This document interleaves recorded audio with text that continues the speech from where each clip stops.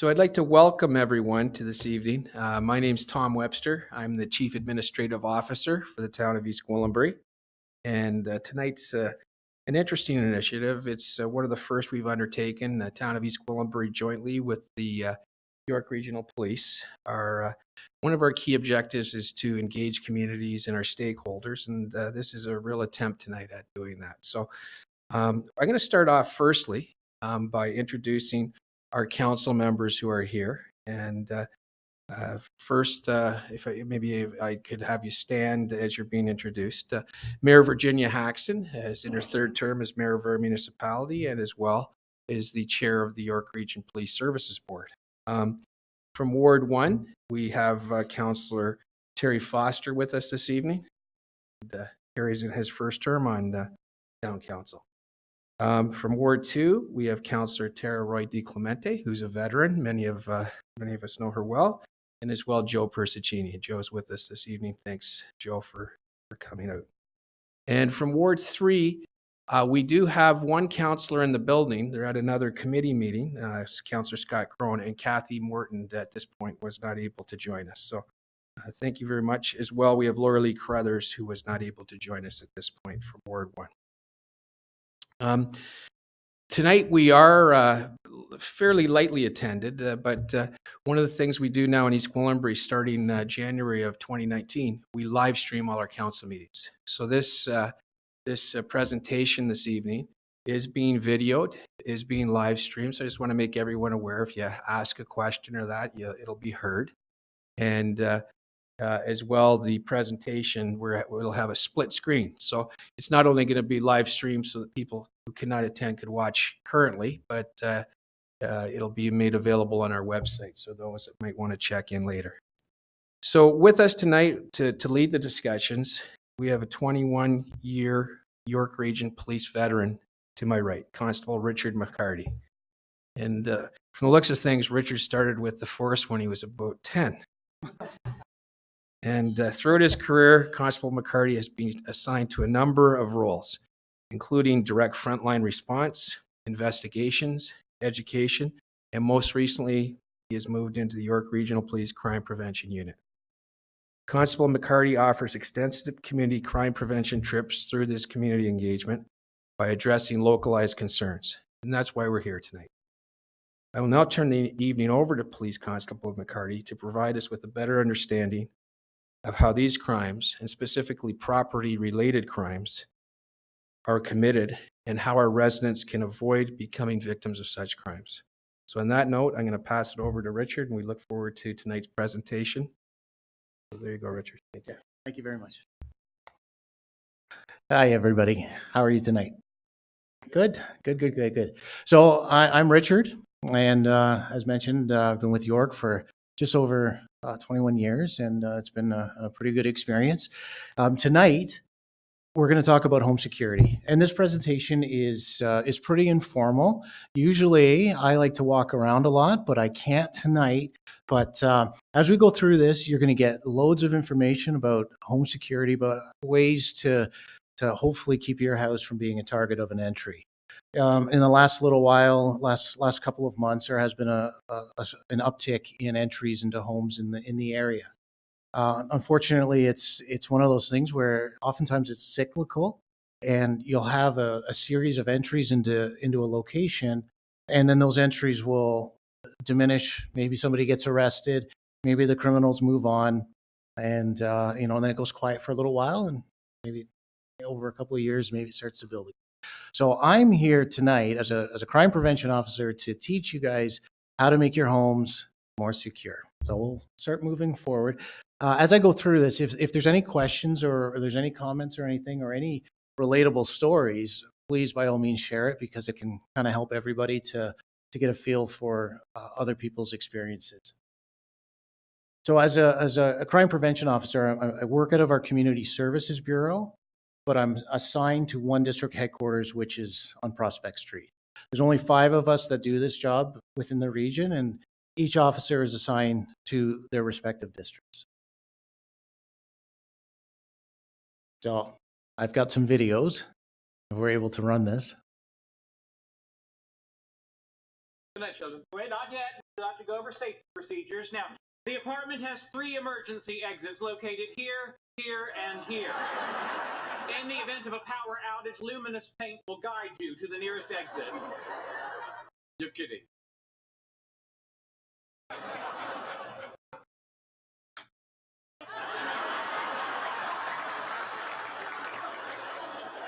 I never kid about safety. So on that note, I never kid about crime prevention. I take it very seriously. So I'll just quickly mention the crime triangle. What we're trying to do is eliminate one of the sides of the triangle. So if we can, through education, like tonight, if we can eliminate somebody as a potential victim of a crime, then we've eliminated one side. If we can arrest somebody, we've eliminated a side of the triangle, taken away an opportunity for some. So suspicious behavior, oftentimes we don't know what it is or what we're looking at. We don't know it's suspicious, or maybe we do know, but we're not really thinking about the fact, is this behavior suspicious? So I'm going to show you a video here. And when I show this video, I just want you to watch. I'll make a couple of comments as we go through it.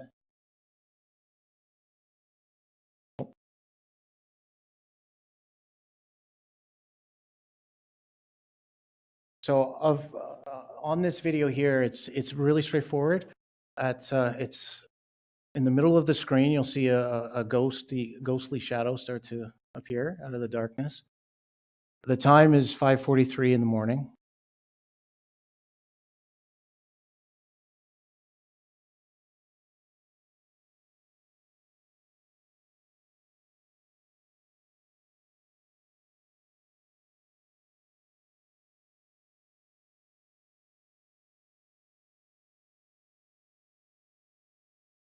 And that's the video. What do you think? Anything stand out?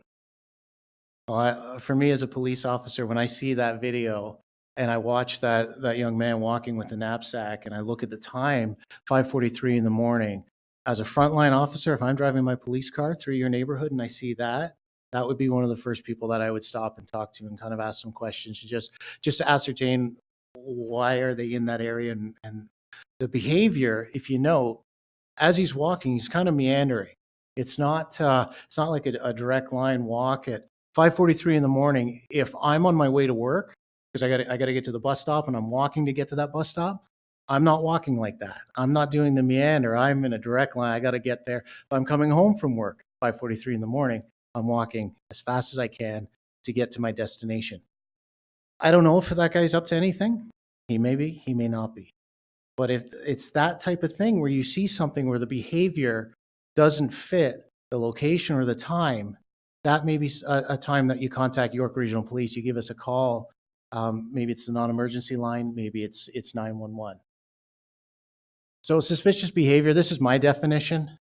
I define it as a certain behavior displayed by a person in a given situation, in a given time and place that doesn't fit that given situation, that given time and space. So you see something that looks out of the ordinary, just maybe you pay a little more attention to it. Maybe you follow that for a bit. Maybe it's a car you see parked on the street. Do you get the license plate? Do you see if there's anybody in it? Are you contacting us?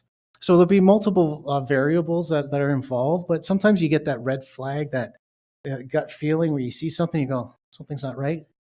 If you get that, pay attention to that feeling. Really, really important. So if you see suspicious behavior, what do you do? So you see a car, maybe it's parked on a side street, or it's somewhere that just doesn't fit. What do you do? Well, you contact us. And we have our non-emergency line, 905-895-1221. And that will put you through to a call taker, and you can describe what's taking place. They'll ask you for all kinds of information, whether it's, if it's a person, they'll be asking for a description, everything, as much information they'll be looking for. Same thing with a vehicle.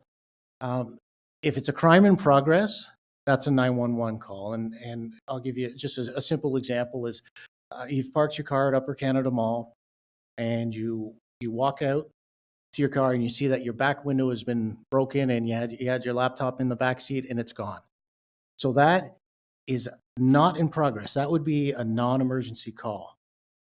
The, the crime in progress is as you're walking out of the mall and you see somebody throwing a rock through your back window.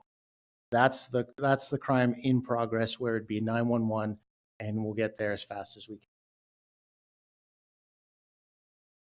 can. Sometimes when we see something, we think, you know what, maybe it's nothing, or maybe my neighbor sees it and is calling the police. So just like I mentioned, just pay attention to that gut feeling. If you see something that looks like it could be out of the ordinary, or it's a little bit different, or something's just not right, don't hesitate to give us a call, and we'll have an officer come by. That's what we do. That's what we're here for, is for you, is to come out and to help you. So it's just a suspect description is, we're just looking for all of these items here. Sometimes something will stand out on somebody. A black hoodie with a white Nike swoop. If you see that and you can relay that information as much as possible, that's great information to have. Vehicle, if you can get a license plate number, one of the best things for us to do from an investigative side. Anything that stands out about a car. So if there's a dent, scratches, tinted windows, and untinted windows, maybe there's a spare tire on there, anything like that, anything that stands out that you can see, just take note and let our call takers know. So has anybody in this room, has anybody had any issues with being broken into? No? Okay, that's good. Oh, in the past, yeah. How long ago was that? 30 years ago, yeah. How I know we're going back a ways, but how was the entry done? Yeah. Yeah. So do they kick it? Is it? Yeah. Okay. Okay. So if yeah.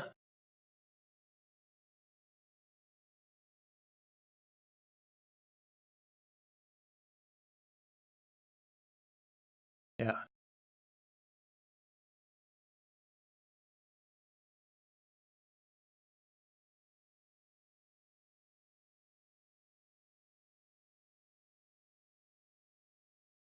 Mm, yeah.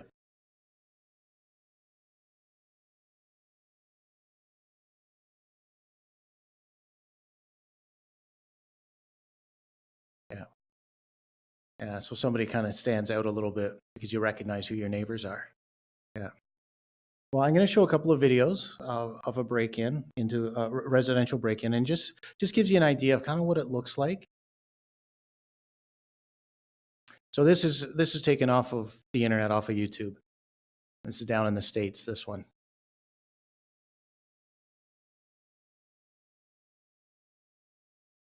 So you can see a gentleman standing on the left side of the screen. That's the front door. Has a backpack on, wearing a dark jacket, a hoodie up, and you see the two attack dogs.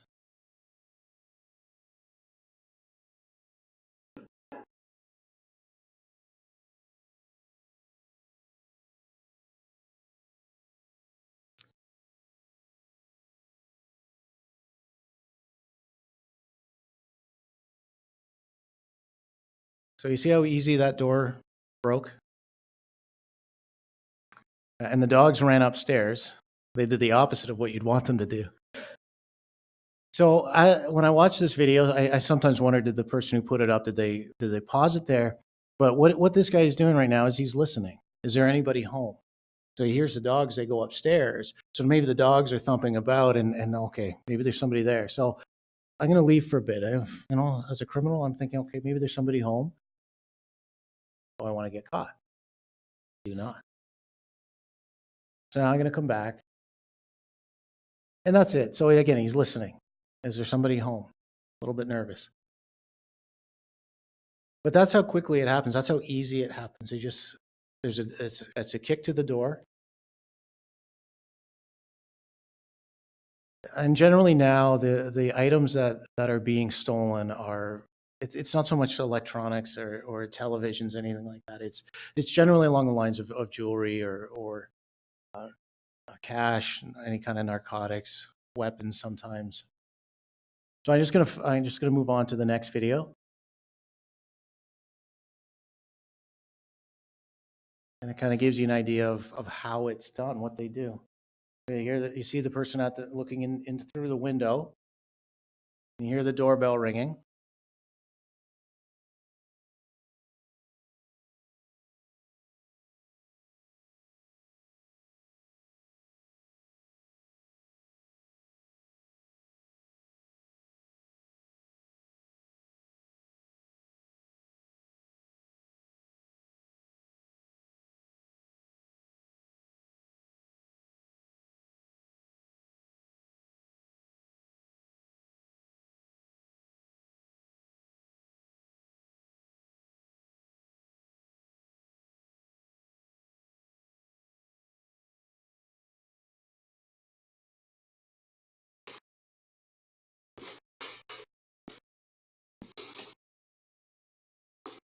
See how the door broke on the hinge side as well? And that's basically it. And as a second guy, he comes in and he puts the door back in place. So that way, if there's somebody driving by or walking by, it doesn't look out of the ordinary. See that? And that's pretty much it. That's what it looks like. A front door entry into a home. It's pretty straightforward. Come up, you ring the doorbell. The criminals ring the doorbell. They wait to see if there's any answer at the home. If there's not, they might kick the front door. If they don't do that, if they don't kick the front door, sometimes they go around to the back where the patio sliders are, and they might break the glass. And then they go in. They break the glass of the patio doors. They go into the home. Generally, it's upstairs to the master bedroom or wherever the master bedroom is, and they go to jewelry box sitting on top of the dresser or in the top drawer, and they'll grab that. It's quick, it's light, valuable, and then right back out. So it's pretty quick, and the break-ins are they're not inside the home for very long. It's a few minutes in the door to the master bedroom or wherever the valuables are, in the pocket, and right back out again. So as you saw in the video, the criminals, they approach a house, they ring a doorbell and they wait. If there's no answer, they might proceed to go in. If you're home and you don't answer the door for whatever reason, maybe you're a night shift worker and you're sleeping during the day, maybe you don't have an opportunity to answer the door, you're talking to somebody, you're making dinner. If somebody does enter the home, if you're home, they generally leave. For the majority of the time, they leave. It's not a person's crime where they go and they continue, and it becomes an assaultive incident.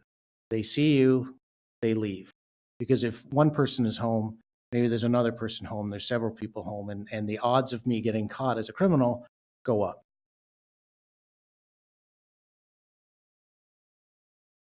And as I mentioned before, this is generally what criminals are looking for. These are the trends. It's jewelry, number one. Jewelry is valuable. It's usually in the master bedroom, easy to find, and I can pocket it, and I get lots of return on that. So it's high risk, high reward. Cash. Lots of people are leaving cash inside their homes, and it's accessible. It's easy to get. Sometimes electronics, depending on what the electronic is, narcotics and weapons, and sometimes we get firearms that are getting stolen as well.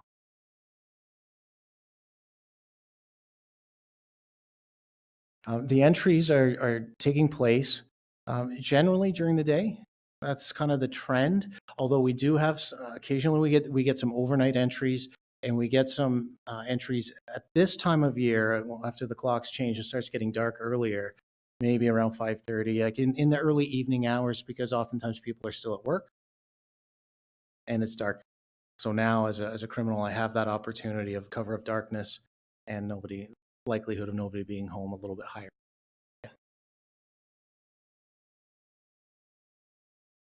It could, but the deterrent is there's all kinds of other items in place that we could put. But I may approach a house if there's a car in the driveway, and I'll ring the doorbell and wait and see. But yeah, that could taint a little bit of the idea of trying to do a break-in of somebody's home if I'm a criminal. Yeah.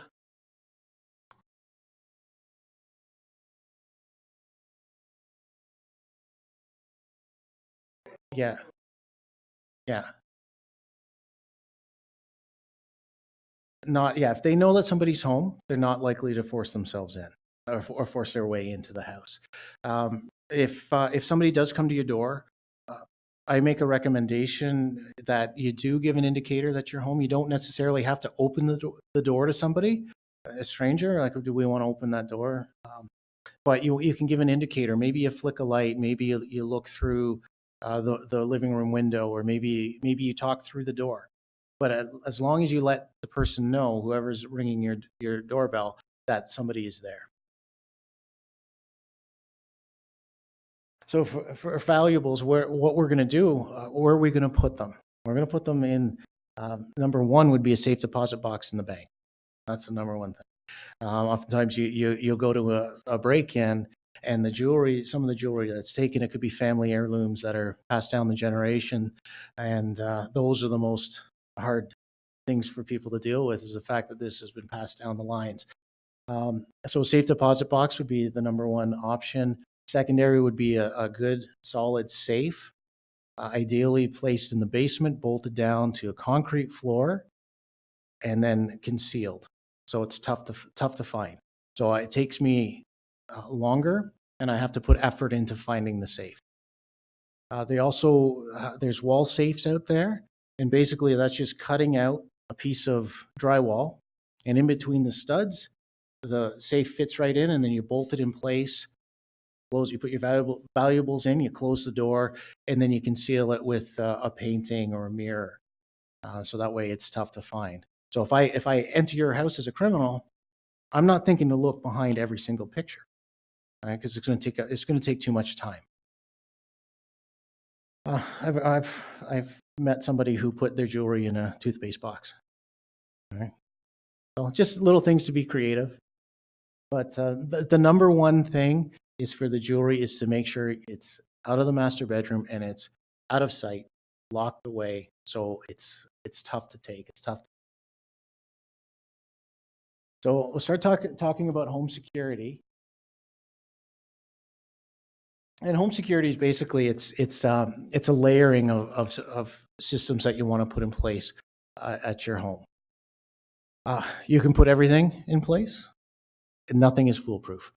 If somebody wants in bad enough, if they're really determined, maybe they know that there's a pot of gold behind the door, they may do whatever it takes. Maybe they burrow a hole down through the ground and come up through your floors, right? So as we go through this, what do we do? How do we protect our homes? Is it this? Fort Knox? So you'll notice the layering of security that's at this facility. They've got cameras, they've got bars, they've got fencing, multiple layers of fencing. Good sight lines. You can see the building. You can see to and from. So we want to look at your home as that red dot, your valuables inside the house. We want to put barriers in place, a layering of security items in place, so that as a criminal, when I go to your home, there's multiple steps that I have to take to get to the goods. So it's harder for me to do, and also the odds of me getting caught go up. So I'm less likely to take the chance. And that's what we're going to try to do, is to put all these things in place. And I'm going to talk about that. We'll go through that. Good sight lines to and from the home. So you want to be able to see out, so you can see your neighbors. You have a good, clear sight line, and you want your neighbors to be able to see your home. So that way, if there's anybody or anything suspicious that's taking place, you can see what's going on at each other's homes. The landscaping, the recommendations are trees that you limb them up 7 feet and up, and bushes, shrubs, you trim them 3 feet and down. So what you're doing is you're opening up a sight line. So that way it's kind of average person height. So if I approach a front door, I'm not going to be hiding behind the bushes. I've got that as concealment, because if some older subdivisions, if you do a walkabout or a drive-through, you'll see the front door encased in landscaping, overgrown, and you can't see the front door. That's an advantage for the criminal. So we want to eliminate that. We want to trim down, trim up, and open up those sight lines. Fencing is one of those things where as a homeowner, you have to balance, do you want privacy, or do you want to have that, a fence that you can see through that provides good sight lines to your yard? So that's a personal preference for people. Signs, you want to make sure that you've got signs that are visible from the roadway. So if I'm a criminal, I'm driving by, out front, an alarm sign, garden sign, and it says that you have an alarm system. You have a vicious dog, beware of dog, cameras, you're on video surveillance. So you just want to project that image right off the bat. You want to tell people, my house is secure. If you're going to take a chance, you're going to get caught. Alarm, yeah.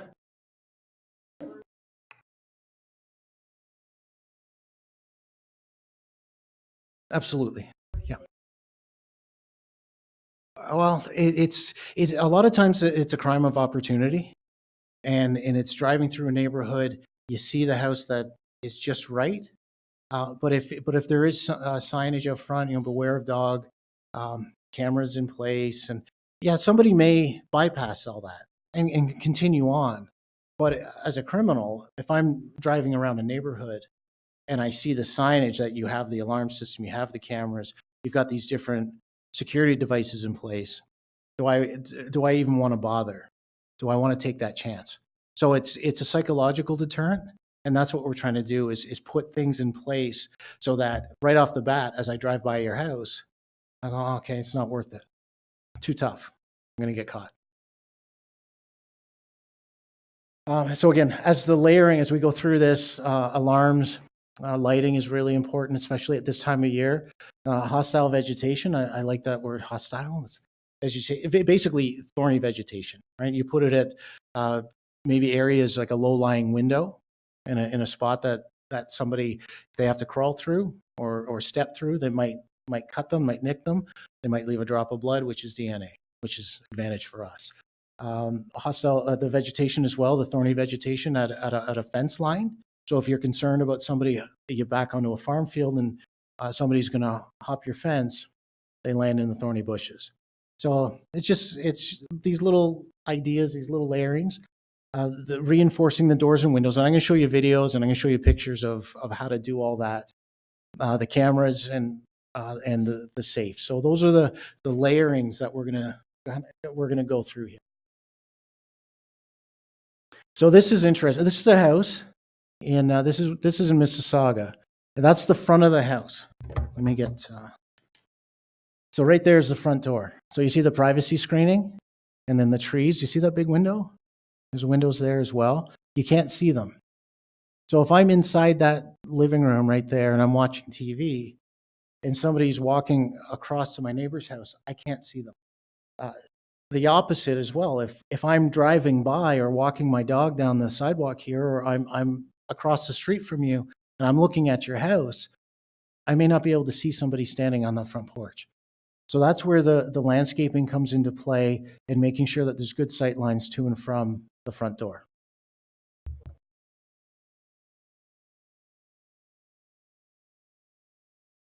So this is the same house here. You see the difference? So now look at that wide open sidewalk. You can see up into the house. They can see the homeowners there can see out front door. I can see the front door a lot better than up here. So that's what we want to do with our homes. Again, these are just following slides are going to be just pictures of homes and things that we want to look at here. So you see that big hedge? So you're going to have lots of vehicle traffic. You're going to have pedestrian traffic through here, but I can't see that front door. There's an opening here, but again, it's just that area of concealment there for a criminal. That is what we're looking for. So in the newer subdivisions, this is what a lot of the homes are like at this point, because the landscaping hasn't been, or it's just baby landscaping, and it hasn't grown yet to what this is. So there's a front door behind those trees. So you see how you can't see it? That's an advantage for the criminal. Again, just more trees, just overgrown. Can't see windows here. This is a before and after. So before here, you see all the landscaping, the trees overgrown, the bushes, and then this is after. You take out all that landscaping and you see how the sight lines open up. So there's a car here driving by. If there's a criminal in that backyard, this driver is not going to see that criminal. Whereas now the odds of seeing them are better. If it was my house, I would go one step further and take the ivy off of the fence. But they may keep that for the privacy. And that's where you have to do that balancing act. Before and then after. So you see how much, even I would, if it was my house, I'd take it one step further and maybe get rid of that tree and put in different landscaping, or just trim it right down.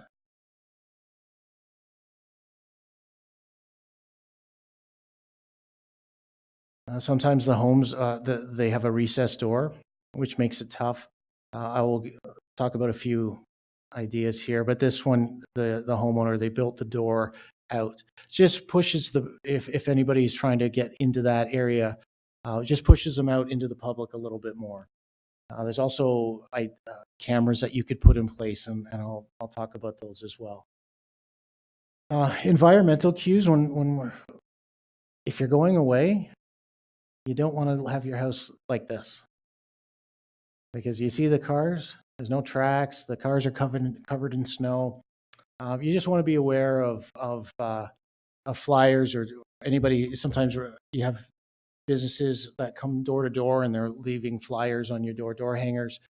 If the lights are off, the lawn hasn't been cut, or the driveway hasn't been shoveled or plowed, those are environmental cues. That's what criminals are looking for as well. If the garbage bins have been left out, maybe garbage day is on Wednesday and you put your bins out on Monday because you're going away. Or you've left them out and everybody else's bins are away, but yours are out still kind of strewn across your driveway. So when I mentioned the fencing, this kind of fencing is really good. This is what we'd want to do. This is perfect world. And the reason why is because that fence is tough to climb. I have to work at it. I can get over it if I really want to, but I have to work. And you'll see at the bottom there. So a chain link I can climb because there'll be finger and footholds. Wood fences are tough to get through or to get up and over, but there's that privacy factor as well. So the privacy for you is also the privacy for the criminal. So this type of fencing here is really nice because you can see on the other side of it. Just another example. So tough to climb, tough to get a foothold. And then if I do take a chance, I don't want to slip. I might get hurt.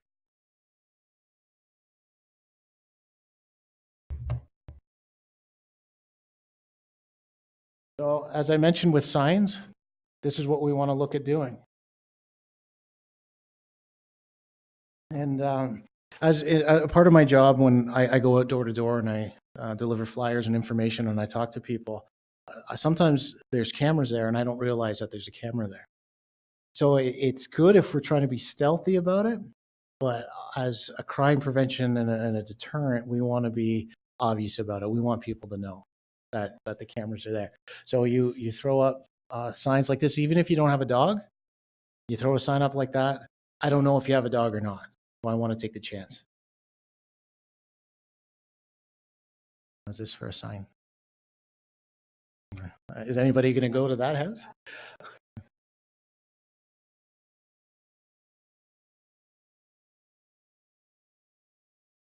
So I don't know if that's going to be down in the States, our friends to the south. But I put that slide in because it's so like blatant. There it is. Is anybody in this room going to attempt to climb over that fence? No, I know I'm not. I'm not going to go anywhere near that. So that's what we're trying to establish from the roadway as people are driving by, walking by. We want that. We want that concept. Is anybody rural property here? Okay. Sometimes with rural properties, it's good to have all kinds of signage right at the front, right at that driveway, and maybe you have a gate there as well.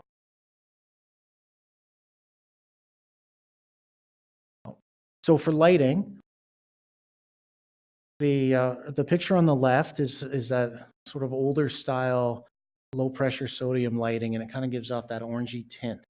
The newer lighting now is LED, and that would be the preferred recommended lighting that you install at your home. With LED lighting, what's great about it is that it provides good color rendition. So if you have video cameras in place and there is an event that takes place at your home, when you review the video, the LED light gives you a truer color rendition of what somebody might be driving, the color of the vehicle, of the color of the jacket or the shirt that they're wearing. So you can just see the imagery is more crisp on the right side where the LED lighting is.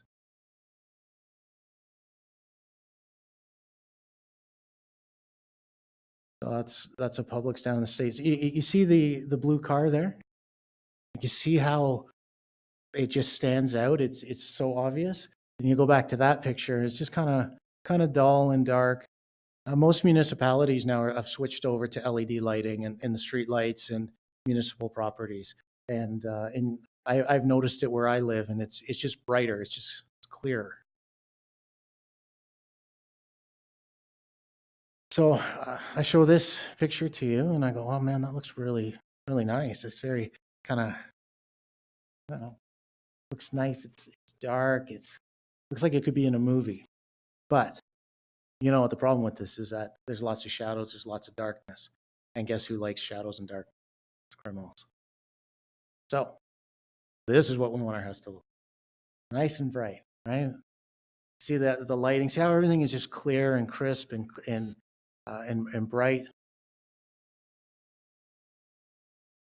So the type of lighting that is recommended so as a crime prevention officer, what I do is I go out to homes and I do security assessments, and I just give you recommendations and suggestions. So one of the main suggestions that I give for lighting is motion sensor lighting. And the reason for that is twofold. Is number one, as a homeowner, if the light is off outside and somebody approaches your property, whether it's from the back or the front, wherever the light is, the light pops on. As a homeowner, you're alerted that light has gone on. Now, why did it turn on? Was it an animal? Yeah, probably, right? Maybe there was a bunch of leaves blowing by. It's cold November. Or maybe it's a person. Also, the flip side of that, as a criminal, as I approach your house and it's in darkness, light pops on. Did you see me? And as a homeowner, you turn the light on. My next door neighbor, she has a motion light on the side of her house. I walk out my front door. I come in, I drive in my driveway, and I walk up to my front door. That light turns on every single time. And do you know what I do every single time? I look. I can't stop myself. I can't stop from looking at light that turns on because there's darkness. So I'm not paying attention. All of a sudden, boom, light. Oh. And it's because it's me. It's because I'm walking. And I still can't stop looking at that light. So that's what's great about lighting as well. The motion light is that light will be on if there's movement. So if there's somebody there, the light's on. If it's not on, maybe there's going to be nobody there. Timers, putting your lights on timers inside lights, one or two. Maybe you have one up upstairs in a bedroom. Maybe you have one in the front living room. That's visible from the roadway. That's the key. So at this time of year, if you're at work or you're traveling and you can't get home to turn the light on at a good hour, light timers are really beneficial because then the light will turn on by itself and it'll give the appearance, the glow from inside that maybe somebody's there. So this is some pictures of doors that have been forced, that have been kicked. And you can see how, you see how the door is just torn away? So these strike plates here are not going to be very, very strong. So I'll show you some pictures and some video of how to increase door strength. When a door is kicked, this is where the door breaks. That's where the energy goes. So the foot will hit about here, and that will just explode. That door jamb, the frame of the door will explode away. If we've reinforced that, the door jamb and the frame, the door will start to give. And you can see how it's sort of split. And again, just another picture over here of a door that's been broken away. So what do we do? What do we do to make our doors more secure? Well, there's different options. So we've got elongated strike plates. We want to put in screws that are longer. We've got door wraps that we can put around.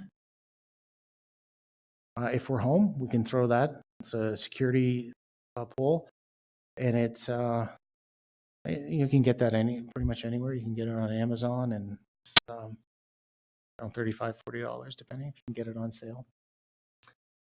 So the strike plates, that area there, we want to put in something like that, longer.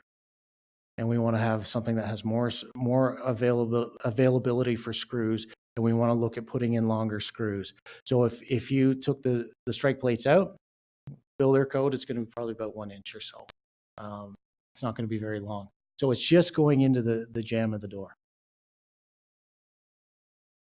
Different door security kits, a door wrap for the door so it doesn't split if it's forced.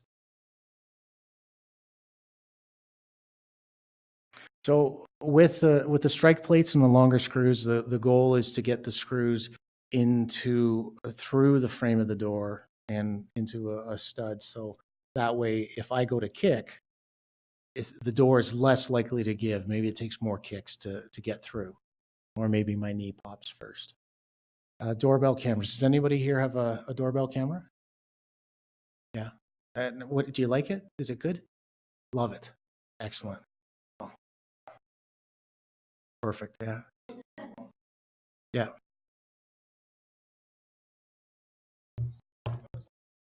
Yeah.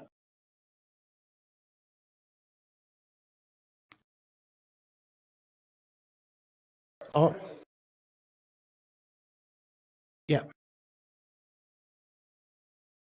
Yeah.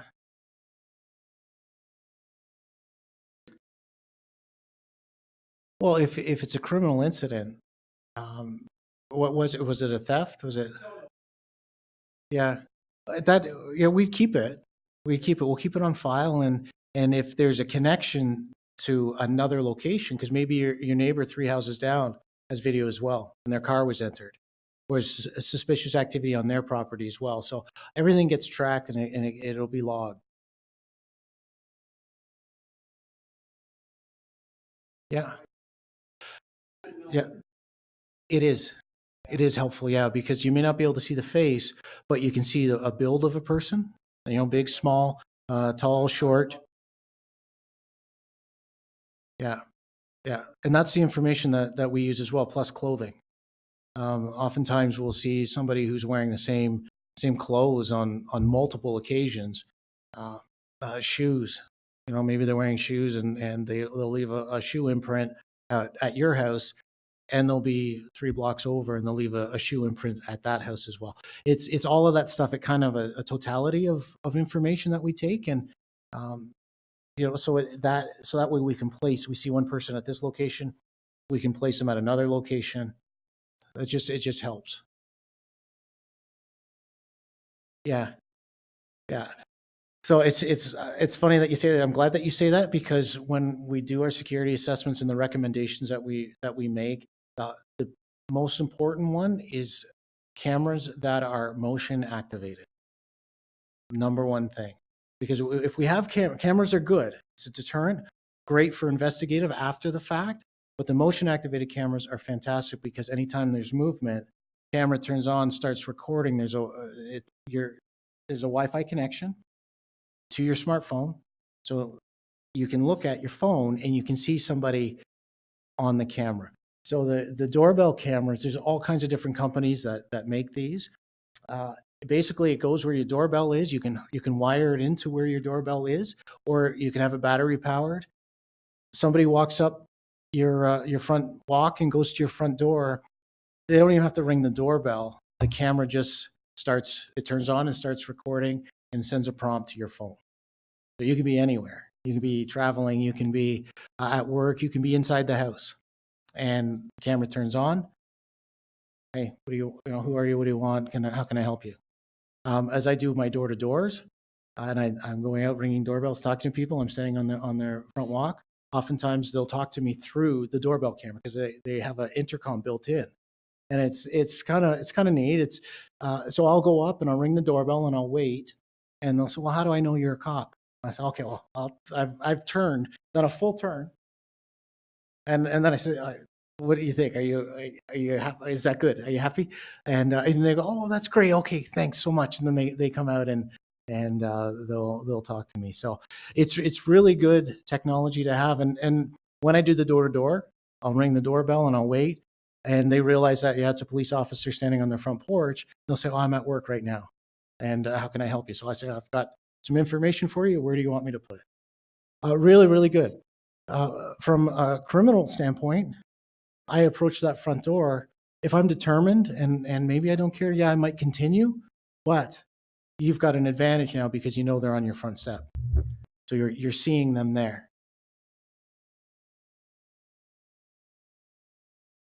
This video here is just an example. It's from the States. Keep that in mind, and but it's really interesting. They'll hit up the house, steal your stuff, broad day.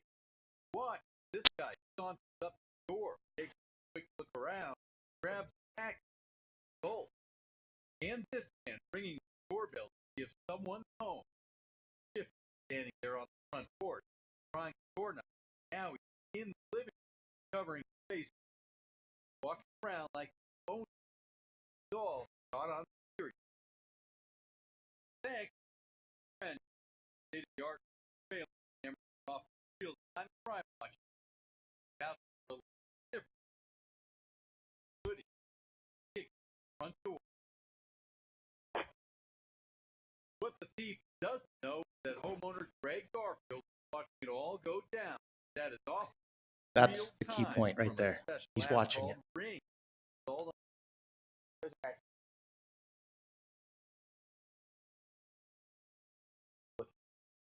Look very area.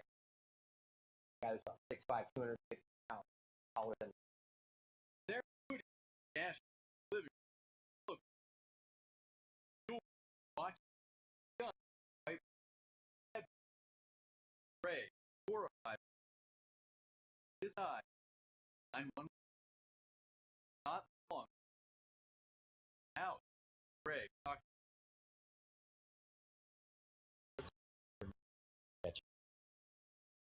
Again. Looking back, Greg says the whole thing was surreal. That feeling really out of it. Here I am getting interviewed in the news. All of a sudden, cars flying by, helicopters flying by. Back to the burglary. The thief looked nervous, pacing back and forth the deck, talking on his cell phone. Doesn't know. In.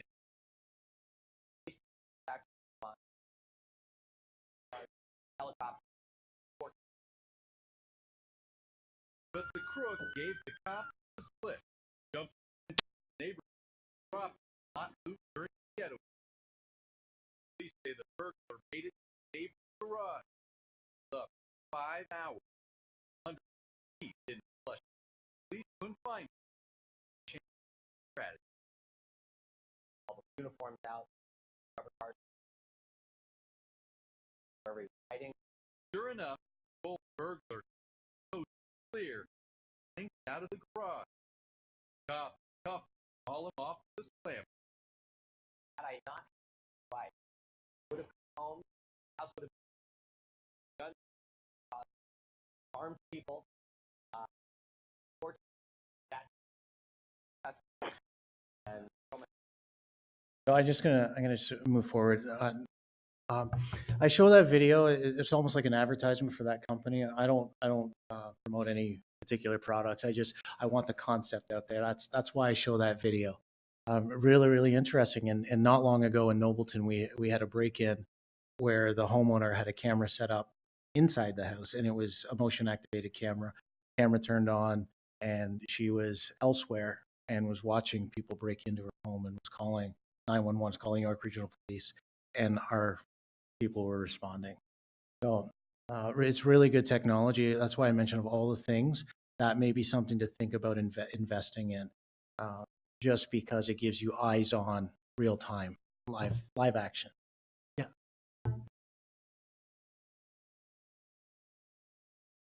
I don't know. I don't have an answer for you on that. Yeah. Yeah. Yeah.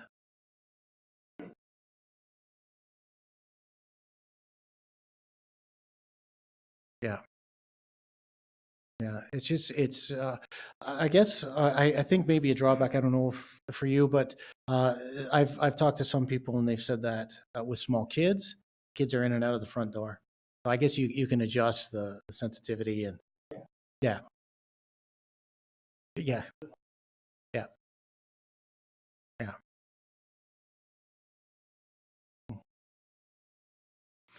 yeah, yeah. It's like again. Um, so I'll just show another video here. This is about door security and window security, and it talks about the strike plates. There's an officer that's speaking, and he's kind of hard to hear in this.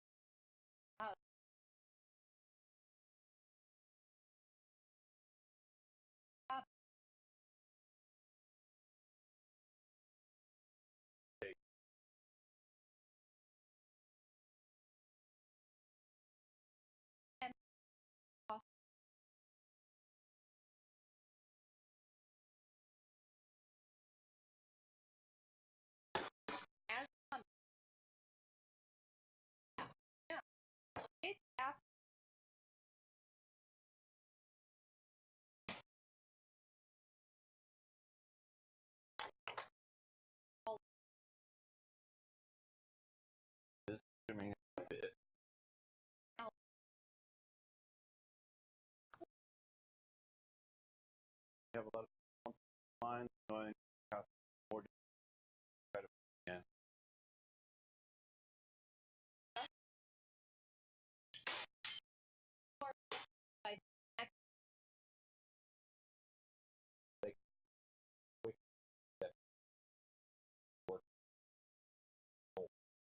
Probably.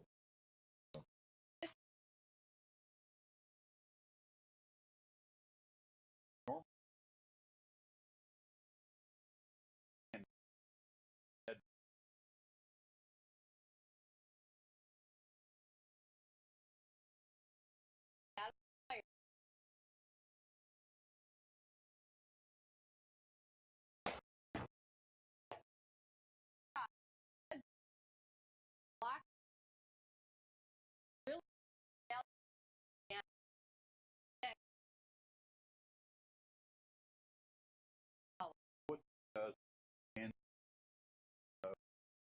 pull it out?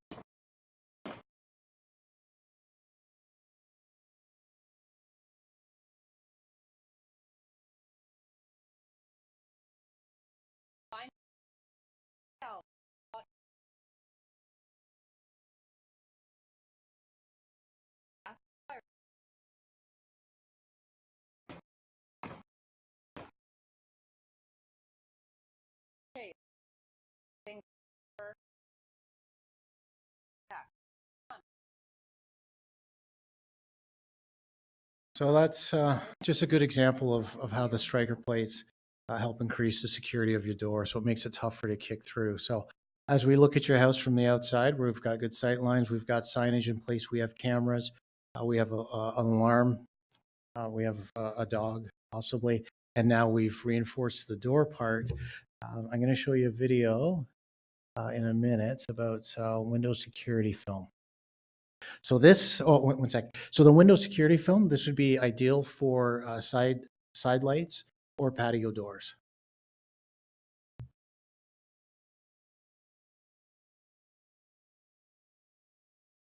So this is just a regular glass.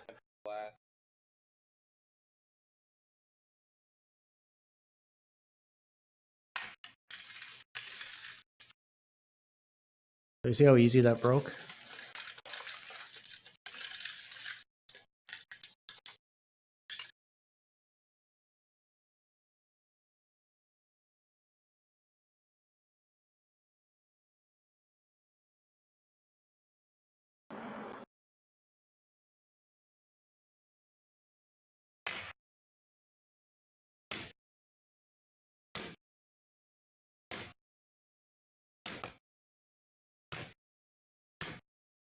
those are home run swings.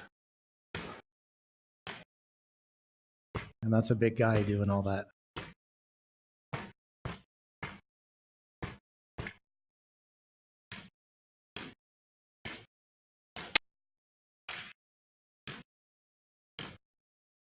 So something like that would be great on your patio doors.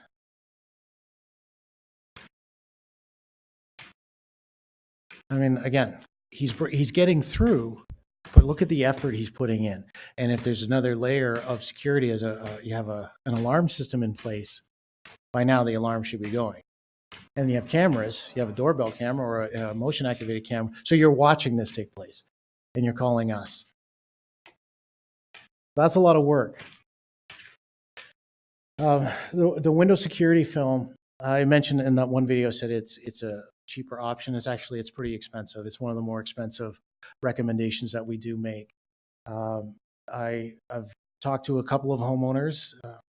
One homeowner was down in King City, and his house was about 3,000, maybe 3,500 square feet, and he did every single window, basement windows, ground floor, upper level windows, and he put window security film on every single window. And the cost for that and it was probably around $2,600, $3,000. So it's in that ballpark for so 3,000 square feet, maybe it's $3,000 in around that range. If you're looking at window security film, I just recommend you talk to different companies, get different price quotes. And with the installation, you want to make sure that the window security film is secured to the frame of the door as well. Because I've seen a break-in where they put window security film. There's a commercial property.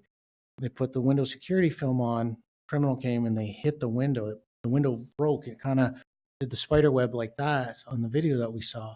But then they pushed it through, and it just fell. And it kind of fell over like a blanket. So you want to make sure that when they do an installation that they put a caulking around the frame of the door with the window, because that keeps it in place. And that's what you get there. So now we've got these different devices in place. So right, looking in, all the way moving in, if somebody's going to bypass all the other warning signs that we have in place and they're going to continue through and try to force their way in. So if it's not the front door, I go around to the back. It's going to be really, really tough for me to get in. So again, there's all kinds of options camera-wise. You can get them on Amazon, you can get them online, companies, Best Buy, Costco, you name it. All the big box stores, they all carry cameras. There's different types of cameras, motion activated. There's constant running cameras recording. If you wanted to look at a cheaper option, you could maybe do you put a fake camera in? A couple of fake cameras around? Do you have a real camera, like a motion activated camera at the front door? Maybe some fake cameras outside the house, so that way the appearance is there, that there's cameras on site as well. So as I'm doing a drive-by, you've got the signs there telling me there's cameras, and then actually I see some cameras, whether they're real or not. Alarm system, again, just another layer of security in the chain.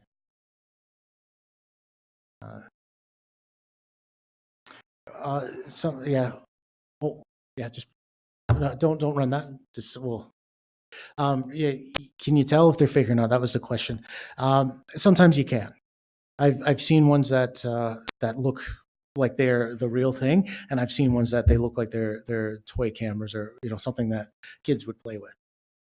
So if you're looking, there's stores out there that sell them and online as well. If you take a look and you go, okay, but from a distance, you won't be able to tell. It's when you're up closer that you can actually see the camera and you realize, oh, okay, this is fake. So, I'm not gonna run this video. We're nearing or rounding out here. So the layers, that's what we're looking at. Psychological deterrence, that's what we want to have in place. Who are doing these crimes? Who are the people that are doing the break-ins? Well, it varies, but oftentimes they're professional thieves, and this is what they do. Oftentimes they're not from Canada. They're from other parts of the world, and they come to Canada for a period of time, and they drive, and they are very mobile, and they, it could be groups of 3 or 4 people, a rental car or a stolen car. They park on the street. Once they get a target house, they park on the street, and a couple of, maybe 1 or 2, will go around and attend the house, while another stays in the car as the getaway and a lookout, and they'll approach the house and go in. And as I mentioned earlier, that if there is somebody in the house, majority of the time, they do leave. They won't stay. They won't continue on in the process of breaking into your home. And we do get those calls where somebody is home, they didn't answer the door. They heard the doorbell ring, they didn't answer the door. Door gets kicked in, or somebody comes in through the back, and they run down because they hear the big noise, and they say, "Oh, holy cow!" And the person takes off. And I've been on the response side of the criminals taking off from when a homeowner was there and saw them, and we caught the guys. We were able to catch 3 of the 4. That was many years ago, but they're very sophisticated. They're good at what they do, and we as homeowners, we make it easy because we leave our jewelry where it's accessible. So that's why we want to make sure that we make it tough. If you visit our website, yrp.ca, there's a home security audit guide. If you go into the crime prevention area, you'll see the home security audit guide, and it's just kind of a review of what I talked about tonight. I also come out and I do home security assessments. It's basically what I showed here, and I just look at your home as a criminal would look at your home, and then we look at ways of making it less likely, hopefully less likely to be a target, and put all kinds of options in place. On our website as well, we've got a crime map, and you can, it's on the front page, and it's on the right side. You scroll down, you hit crime map, you accept the acknowledge, and you get in, and you can start to look at the different areas within York Region, and you can see what's taking place in your neighborhood. And it's all the way from, you'll see traffic stops on there, all the way up to a homicide. So it's got all kinds of information on there. It'll give you an almost precise location, but it won't tell you exactly what it was. And it'll just give you what the incident was, if it wasn't an assault or a break-in or a theft. But it's really good information. So you can see what's going on in your neighborhood. You can compare it to other neighborhoods within York Region, and other departments as well have a crime map as well. So you can kind of see, okay, in Peel Region, what's going on, York Region, Durham Region.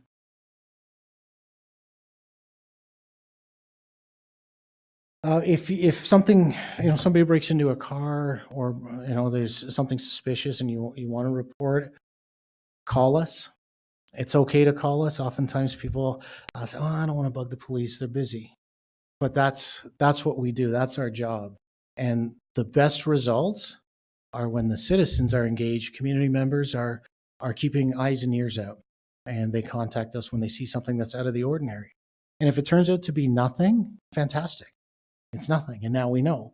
But if it turns out to be something fantastic, because now we're there, the police are involved, and we can ask the right questions and do an investigation as needed.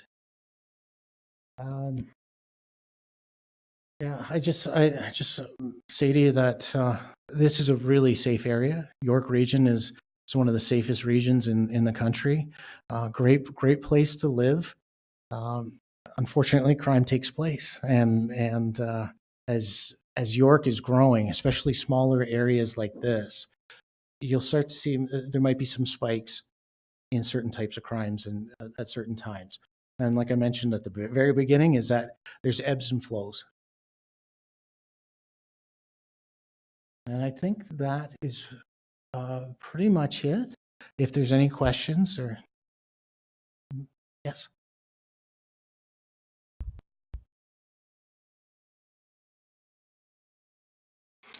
Well, yeah. Yeah. Yeah, well, it would be now considered a priority patrol zone. So that means that it just, when an officer has downtime, maybe they're not on a call, or they've done their reports and everything's caught up in the computer, they're out doing proactive patrolling. So and it tracks where officers are. and when they get into a certain hot spot. So we are out there. Sometimes you may not see us. Because I know when I was driving a police car and working front line, I was driving all night. I'd be in neighborhoods, I'd be looking, watching, waiting. And sometimes you just don't see us.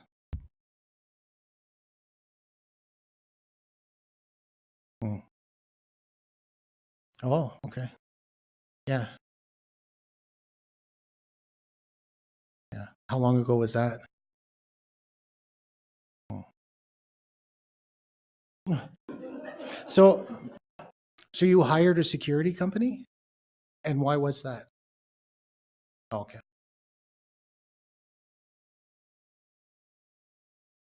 Yeah.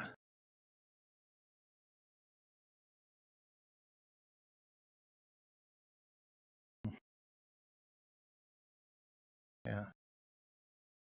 Yeah. So, for this here tonight, the home security, um, again, like it's unfortunate. It happens. We do the best we can to catch and prevent. Um, so with the entries into cars, that's another occurrence that takes place, and that seems to be every subdivision everywhere. Uh, it doesn't matter where you live; it seems to be something that happens. Also, again, we make things easy for people. We leave nice things inside our cars, and we don't lock the doors. So that's something as well to help prevent any kind of criminal activity in your neighborhood. Is just make sure that you take wallets out, laptops out, anything of value that somebody knows will be inside that car. Make sure you take it out, and make sure you lock up your car at the end of the night or end of the day. Um, if a criminal is going to break into your car, most likely it's because there's something in there that they can physically see. Then they'll break a window and snatch it and go. Um, yes.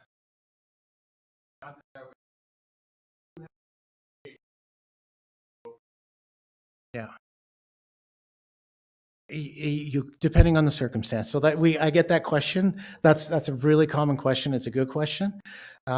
Yes, you can be charged depending on what happens. So there's a level we're all allowed to use a certain level of force, um, depending on what the circumstance is, right? So to protect your life, of those around you and your own life, depending on what the circumstances are, you can do whatever you are required to do.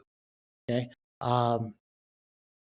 If somebody breaks into your home and you hear the door break and you're in bed and you grab the baseball bat that's beside your bed and you go run down the stairs and you take that home run swing and you hit that person who's broken into your house, if you cause injury to them, and depending on the level of injury that you cause, yes, you may be charged with assault with a weapon, assault bodily harm. So you have to be really careful about that. When we talk about that, it's important to remember that a lot of times these break-ins that take place, the criminals are not assaulting people. They leave because they don't want to get caught.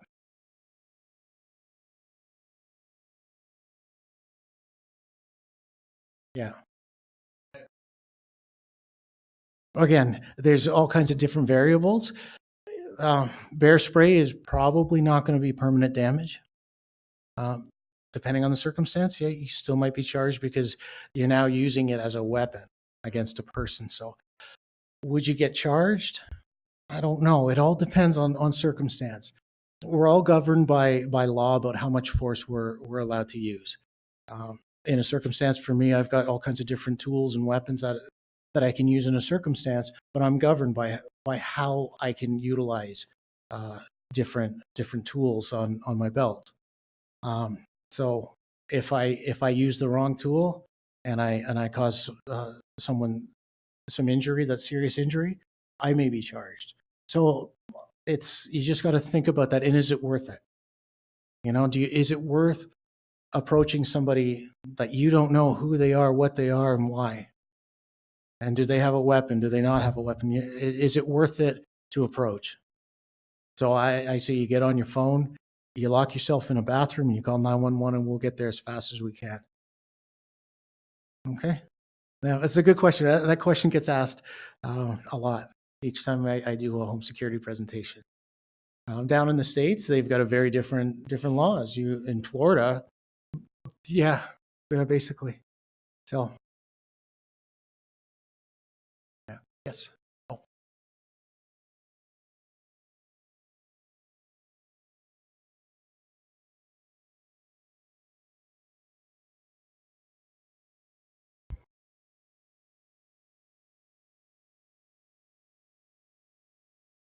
yeah,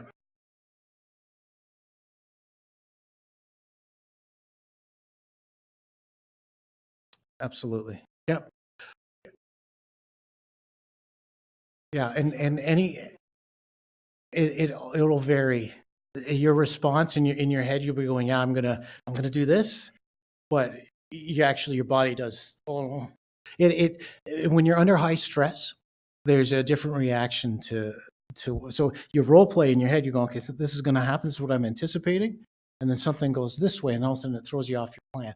So yeah, yelling, screaming at somebody it could be a recommendation, or it could be just, okay, get out.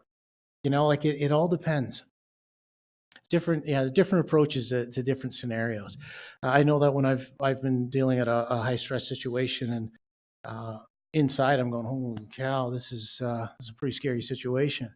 But I've got to react. I've got really great training, and then I have to swallow that fear and respond appropriately. So we all have it. We all have that fear response, and it's just a matter of how do you react to that, and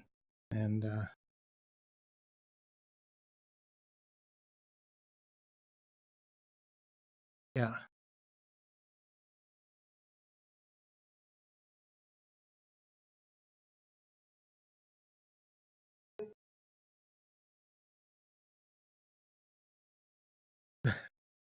yeah, yeah,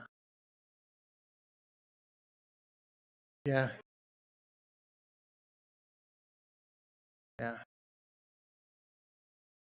yeah, yeah, yeah. And again, that's that fear of the criminal going, okay, who is this person? Why is she chasing me? I'm going to get caught. Let's get out of here. Yeah, yeah, yeah. Response to anything that takes place, it'll be varying.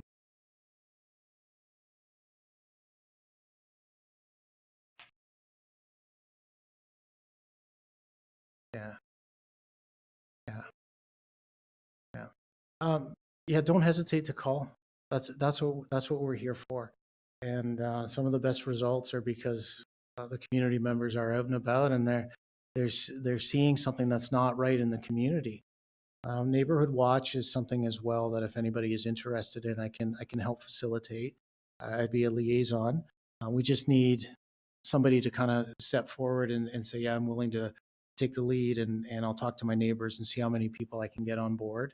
And once we do that, we do a meeting and get to know each other and exchange some information.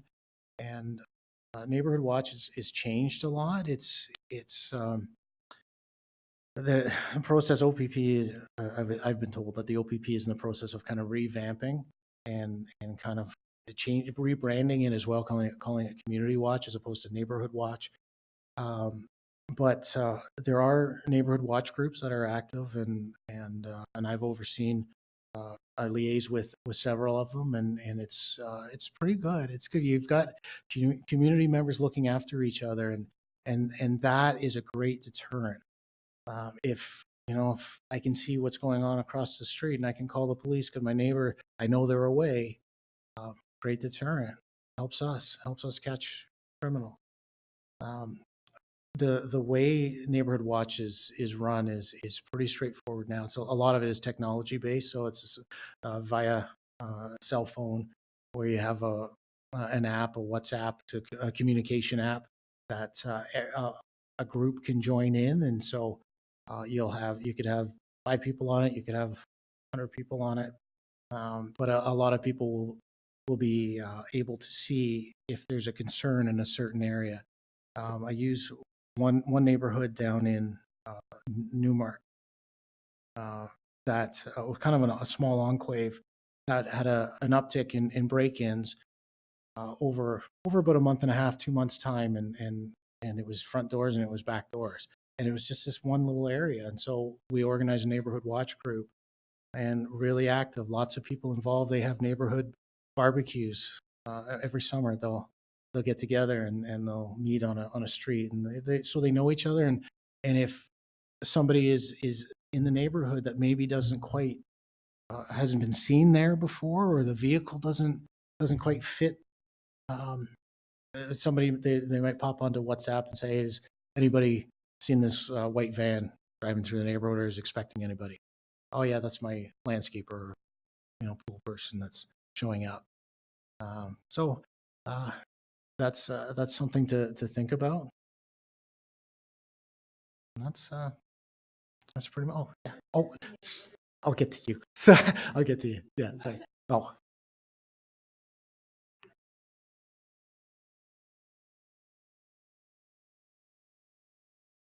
I can't answer that. That's a tough one to answer. So, they move around, and like that neighborhood that I was mentioning with the neighborhood watch, it happened for a couple of months, and then we organized a neighborhood watch group, and then there hasn't been anything since, and that was 2 years ago. So it's just cyclical, um, with this area, the hard part is that it's growing. So now you have more people coming through, more transient people coming through. Criminals are going, "Oh, okay, you know what? It's a nice area, affluent area," and that's that association that if I can break into this house, there'll be a higher level of valuable inside that home. So I can't answer that. Sometimes it moves on, sometimes it maintains until we catch them. It's yeah, but sometimes, yeah. Yes. Yeah, I just had a question in the front.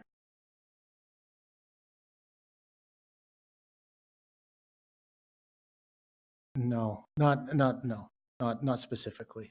Not that I'm aware of. Yeah, it's just a matter of a crime of opportunity. Just doing a drive through the neighborhoods and going, "Okay, this is the one."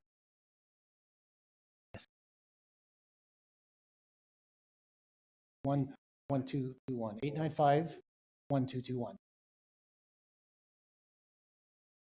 Yes. Yeah.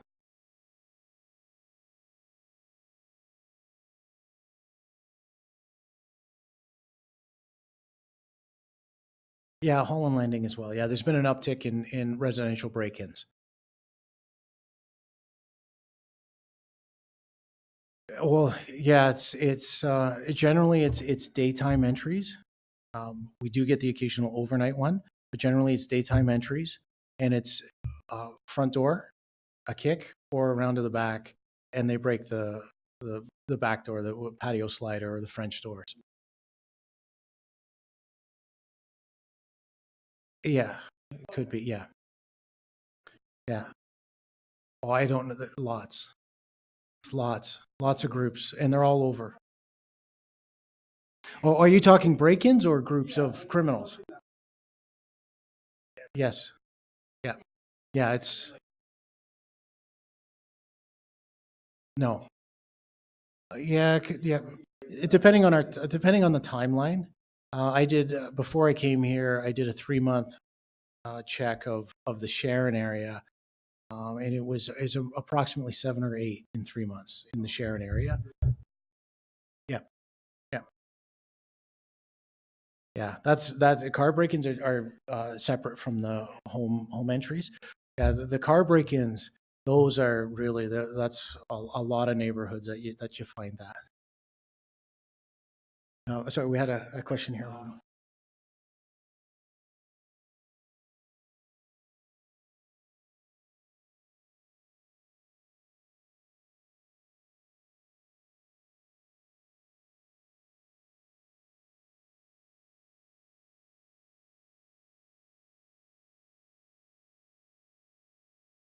There was an arrest made not long ago, within the past 7 days. That's as much information as I have. I'm not sure. Oh,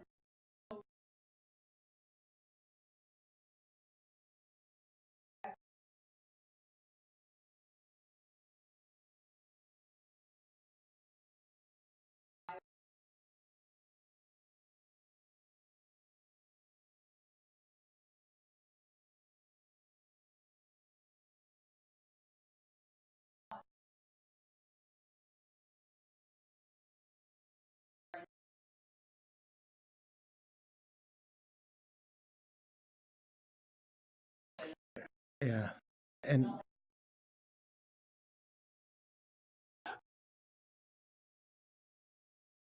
yeah, yeah. It could be somebody. Yeah, it could be somebody local. It could be a local criminal. But in these kind of entries, the majority of the time, it's professional, organized crime groups that are doing it, and they're good at what they do.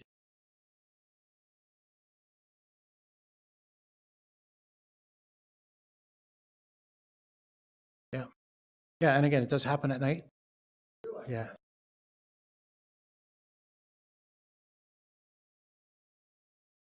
Yes. Yeah. Yeah, it is. It's more daytime, but we do get entries at nighttime. So I don't have specific numbers for this area of daytime entries, but yeah.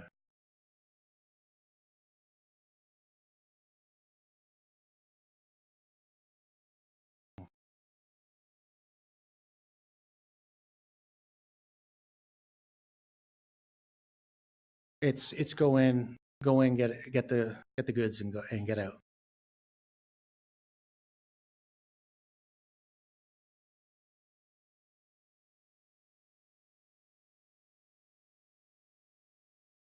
Yeah.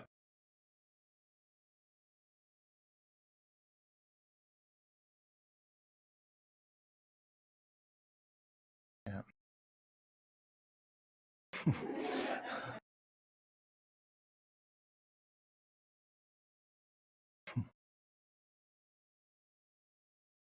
Okay.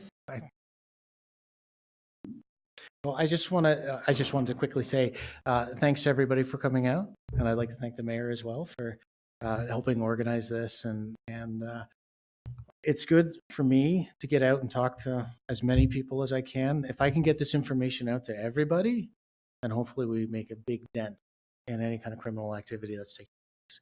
So this is fantastic that we're able to do this, and I appreciate the opportunity. Very grateful that I talked to you folks, and thanks for all your input. Very much appreciated.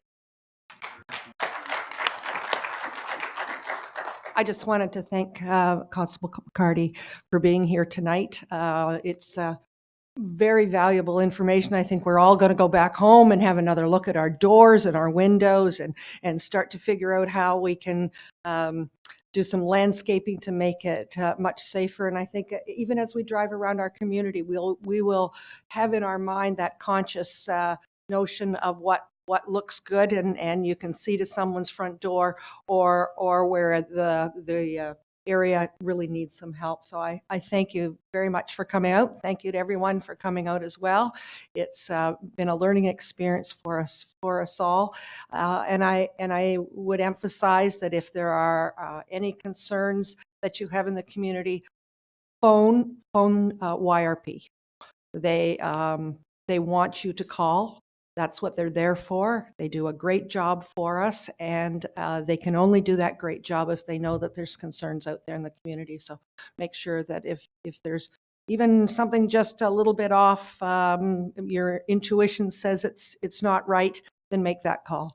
Well, thank you very much. Have a great evening.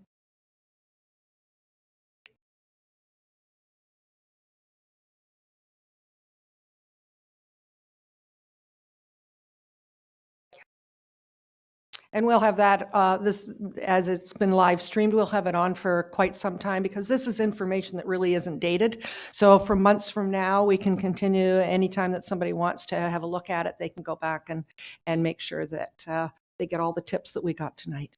Thanks very much.